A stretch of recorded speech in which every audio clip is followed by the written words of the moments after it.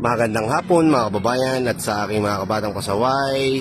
April 19, 2025, 5:30 na ho ng hapon at pareho ang update natin ngayon sa Calapan Port. Kung nakikita nyo, nasa dulo po ang ating Montenegro Maria Seña. Yan po ay arrival, nagpapababa na po ng mga pasahero at ng mga sasakyan.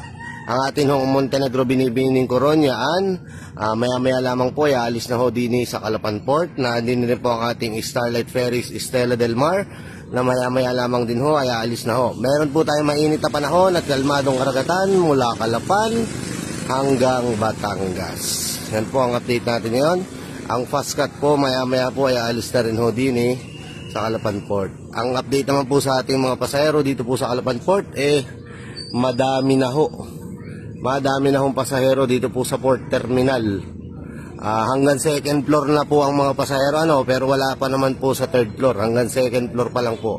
Yan po ay patuloy na darami. Po? Kaya po sa mga babiyahe, kayo po ay magbaon ng mahabang pasensya at magbaon kayo ng tubig dahil sobrang init po din sa Oriental Mindoro. At sa mga nakafollow po sa akin dyan, please share this video para updated po lahat ng biyaheros natin. Sa mga hindi pa nakafollow, please follow my Facebook page, Batang Pasaway Vlog.